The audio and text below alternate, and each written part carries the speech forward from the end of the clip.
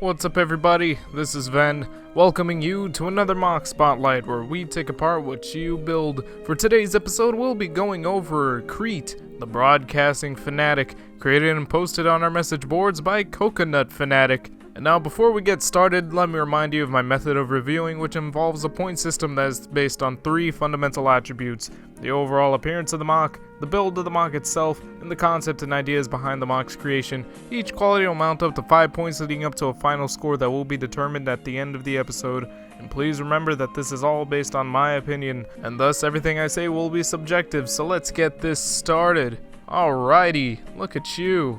Aren't you an adorable thing, whatever you are? I don't really know what I'm looking at, but it sure has a lot of charm. And if I had to make a guess, I'd say it's some sort of robot with like these 2 satellites sticking out of its head and back and body and the whole body and stuff. It is yet another humanoid figure, but it is pretty unique in its own right. It's got this color scheme that I don't really see all too often, a well-balanced blend of dark orange and white, which surprisingly looks really well together. Like, man, I am really digging it. And I know white can basically go with anything, but this color specifically I think works better than most. And it's impressive how from top to bottom we have this consistently smooth texture that's complemented by a few mechanical details here and there. And you really only see these parts in the more flexible areas of the figure, which is neat because then it distinguishes where the figure has movement. It's like there are these moving mechanical parts that are left exposed so as not to interfere with the movement, you know what I mean? It's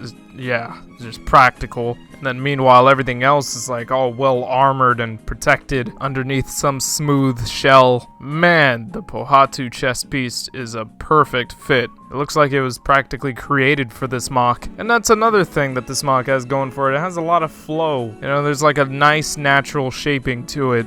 And it's also interesting that this MOC has some pretty unorthodox proportions. If you look closely enough, you'll see that the elbows are a little too high, the forearms are freakishly long, and the lower legs are freakishly long as well. These sort of things usually don't look that good on other MOCs, but for this MOC, I feel that it actually works. I feel that it actually adds a bit more character to the design, because overall it looks like there's some sort of artistic style behind how this character was built. And now a couple more things before we move on. I do appreciate the custom head. I think it looks really neat, very unique, and consistent with the rest of the MOC. And then the satellite on the back, well, I kind of think that the placement is a bit awkward. Like, rather than having it directly smack down in the middle of the back of the figure, I probably would have had it on, like, the shoulder.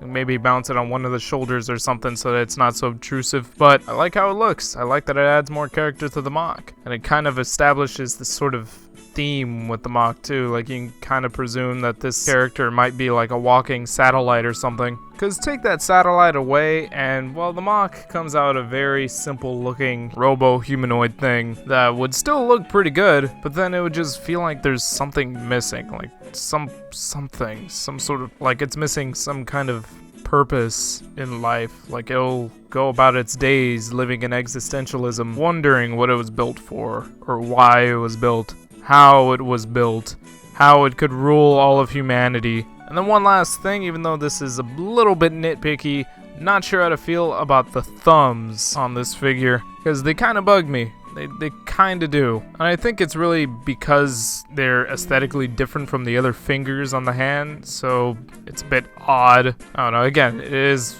quite nitpicky, but I don't know, I felt like it was worth mentioning. Now, in looking at the MOC's build, I gotta say, this is probably one of the neatest, cleanest looking builds I've seen in a while. Then again, that's probably because I haven't really been looking at too many MOCs lately. Don't worry, I'll get back on that. But anywho, I just think it's crazy, like, how clean this thing turned out to be, considering it's entirely custom. Like, every aspect of this MOC's build is custom. From the ground up, we got custom feet, custom legs, custom thighs, custom waist, custom torso entirely, custom shoulders, custom arms, custom hands, custom satellite thing, custom head.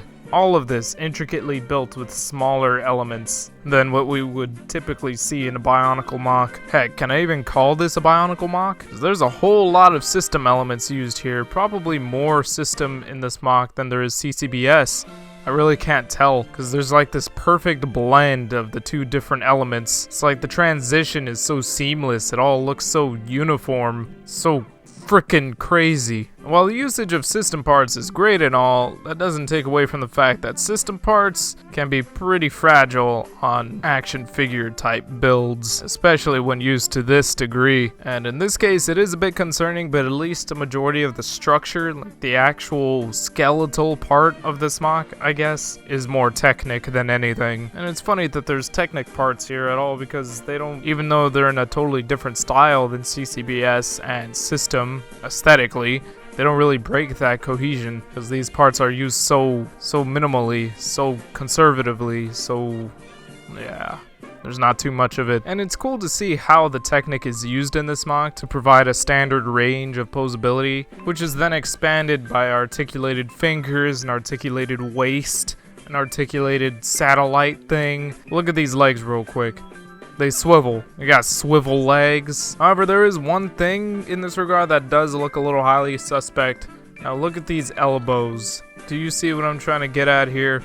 It's a very unorthodox connection, which I gotta add is very cleverly put together. I just don't feel all too convinced that this is all that secure.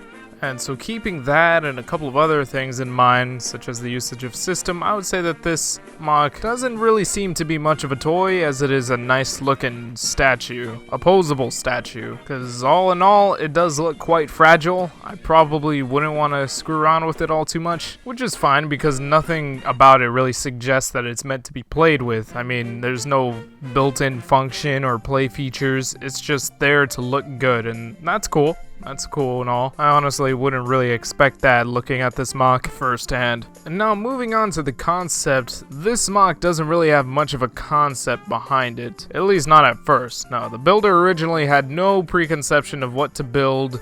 And as a matter of fact, this MOC started out as some simple experimentation with a couple of new parts that the builder ordered online. Most of them, of course, were in dark orange. And eventually, while playing around with these parts, the builder got committed to an idea that resulted in this design, which is described as a character that is obsessed with networking and broadcasting stuff, thus explaining the little satellite motif it has going on.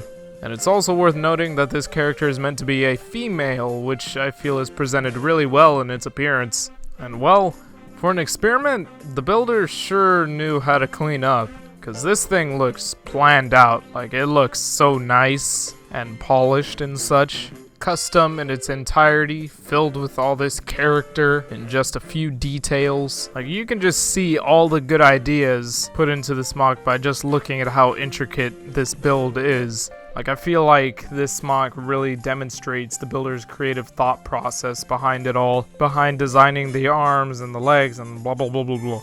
And now, personally, I probably would have ended up doing a couple of things differently, like those elbows, dude. Like, I don't know, but they probably just would have ended up being very minuscule changes, because I feel that nothing really takes away from how neat looking the MOC is overall. Like, it seems that the goal in the end was to make something cool looking out of whatever parts were available, and I think that this is quite the success in that regard. So, with all that said, let's move on to the final scores and get this all wrapped up, shall we?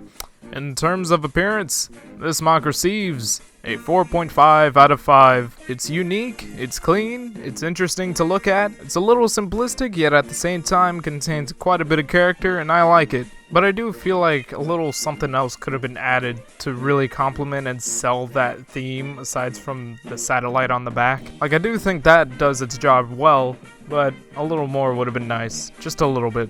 As far as the build goes, this MOC receives a 4 out of 5. This MOC is built nicely to look nicely. It has this brilliant custom build and whatnot that unfortunately looks quite a bit fragile. And I do feel like the lack of features does bring it down just a small bit, but it's still a really great job. And as far as the concept goes, this MOC receives a 5 out of 5. Because there practically was no concept until this MOC was done, and the MOC turned out looking great. Everything conceptual about it is really in its appearance, considering that it was purely just a building experiment that ended up going in the right direction. And there's not really much I can say against that, so in conclusion, we are left with a final score added together to be a 13.5 out of 15. This is a great MOC you have here at CoconutFanatic. I honestly thought it was pretty hard to find much fault in it, so I mostly had to draw comparisons to other MOCs and really think about its flaws before settling down on some final thoughts. But in the end, I still can't deny how good I think it looks. So keep up the great work,